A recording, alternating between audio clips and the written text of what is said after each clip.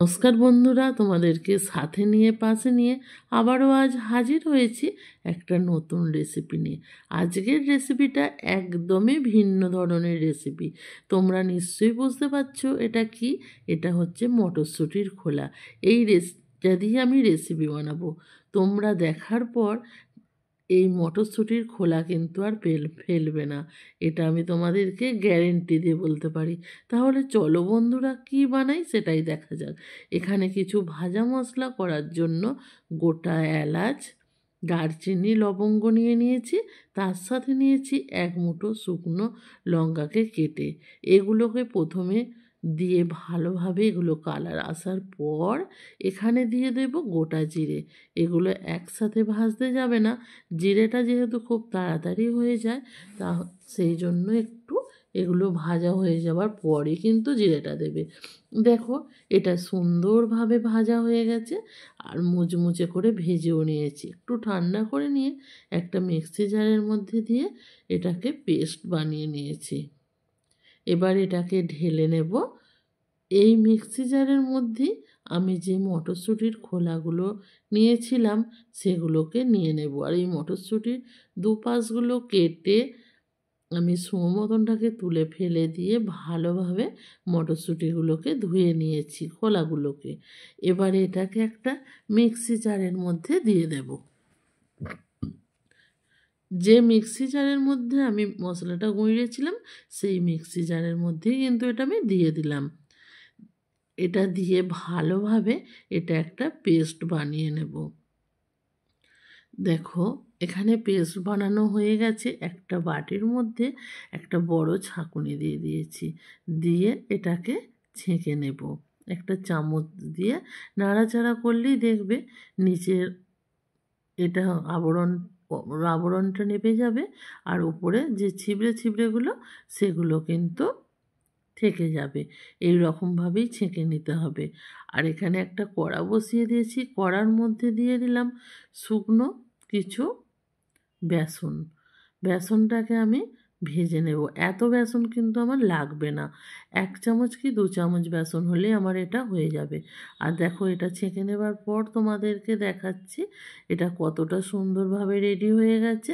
এবার এই বেসনটাকে আমি ভাজা হয়ে গেছে, যখন দেখবে বেসন থেকে খুব সুন্দর একটা গন্ধ বেরোচ্ছে তখনই বেসনটাকে তুলে নিতে হবে।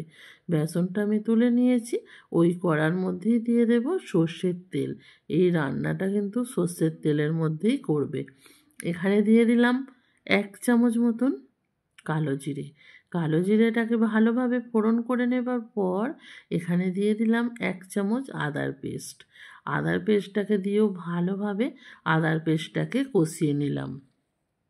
এবার দিয়ে দেব মটরশুঁটির খোসা বাটাটা, দিয়ে ভালোভাবে এটাকে নাড়াচাড়া করে নেব।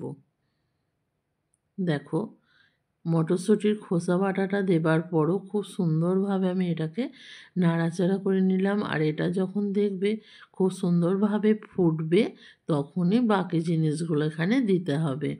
দেখো, এখানে এটা খুব সুন্দরভাবে ফুটছে। আর যে বেসনটা আমি ভেজে রেখেছিলাম তা থেকে আমি কিছুটা এখানে দিলাম। এখানে কিন্তু আর কিন্তু বেসন লাগবে না।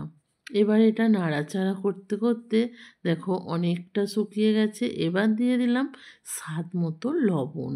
লবণটা দিয়েও ভালোভাবে আমি এটা নাড়াচাড়া করে নিচ্ছি।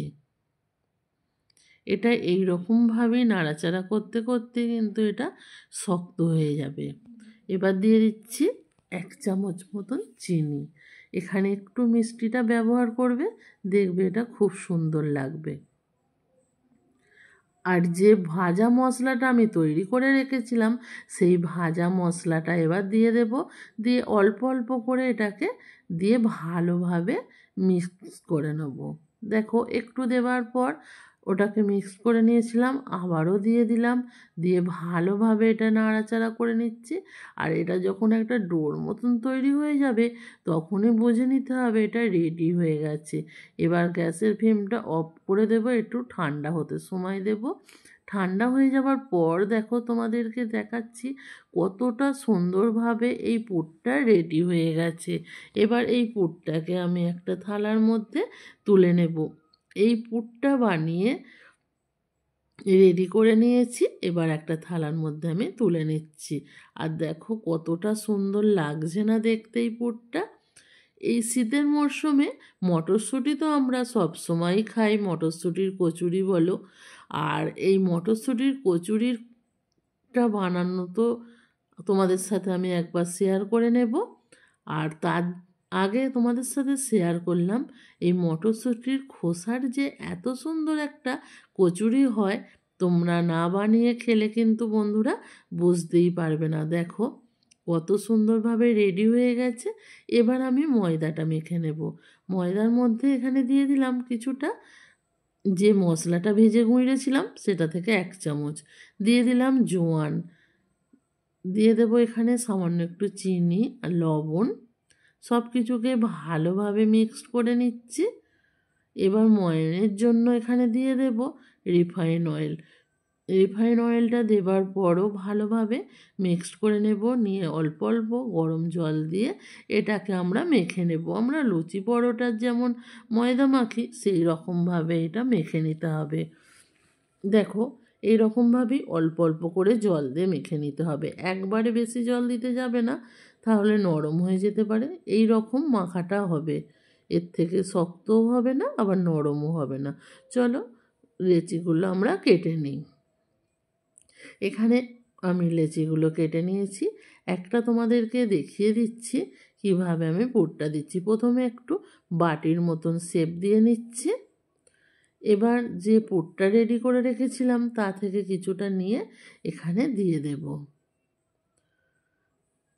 দিয়ে মোমোর যেমন আমরা সিল করি সেই রকমভাবেই কিন্তু এটাকে সিল করতে হবে। যখন এটা সিল করবে তখন একটু ভালোভাবে সিল করবে, না হলে এটা বেরিয়ে যেতে পারে। পুরটা যখন বেলবে তখন কিন্তু বেরিয়ে যেতে পারে, সেই রকম বুঝেই এটাকে ভালোভাবে সিল করবে। দেখো একটা আমার রেডি হয়ে গেছে, আবারও একটা তোমাদেরকে দেখিয়ে দিচ্ছি কত সুন্দরভাবে বাটিটা তৈরি করে নিচ্ছি। এই রকমভাবে তোমরাও করবে, দেখবে একটাও কচুরি কিন্তু বেরিয়ে আসবে না ভিতর থেকে মশলাটা।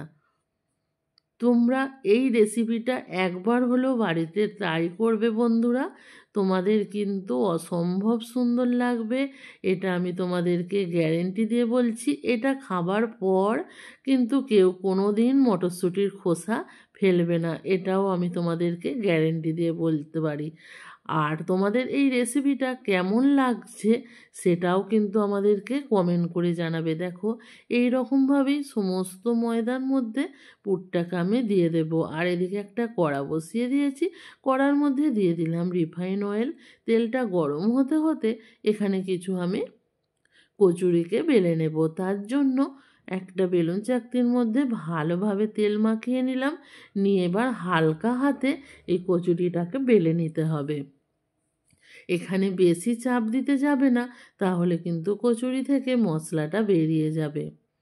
এই রকমভাবেই হালকা হাতে বেলে নিতে হবে। দেখো কতটা সুন্দরভাবে বেলা হয়ে যাচ্ছে।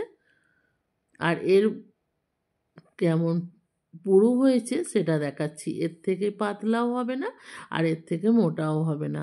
এদিকে আমার তেলটা ভালোভাবে গরম হয়ে গেছে, গরম গরম তেলের মধ্যে ছেড়ে দিলাম মটরশুঁটির খোসার কচুরি। দেখো কতটা সুন্দরভাবে এটা ফুলে উঠছে, এটা ফুলে উঠেছে। এবার এটাকে আমি উল্টে দিলাম, আর এখানে একটু কচুরিটা গায়ে কালার আসা পর্যন্ত আমি অপেক্ষা করছি। আর তোমরা যদি এতটা কালার না পছন্দ করো তাহলে তুলে নিতে পারো। পাশ থেকে আর একটা দিয়ে দিলাম, দিয়ে এটাকে আমি তুলে নেব। কতটা সুন্দরভাবে ফুলছে দেখো, দেখে নিশ্চয়ই বুঝতে পারছো।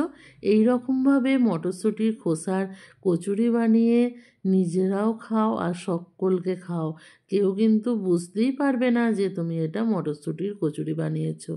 আজকের রেসিপিটা যদি ভালো লাগে অবশ্যই লাইক কমেন্ট শেয়ার করবে। আর যদি তোমরা ইউটিউব থেকে দেখে থাকো আমার চ্যানেলটাকে কিন্তু সাবস্ক্রাইব করে দেবে। আর ফেসবুক পেজ থেকে যদি দেখে থাকো পেজটাকে ফলো করবে নিত্য নতুন রেসিপিগুলো দেখার জন্য। দেখো কথা বলতে বলতে এখানে কতগুলো কচুরি আমার ভাজা হয়ে গেছে। চলো তোমাদেরকে একটা কেটে দেখাচ্ছি ভিতরটা কেমন হয়েছে।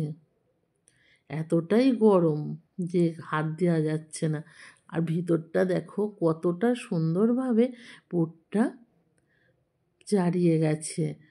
আজকের মতো ভিডিওটা আমি এখানেই শেষ করলাম। আবারও দেখা হবে পরের দিন। টাটা।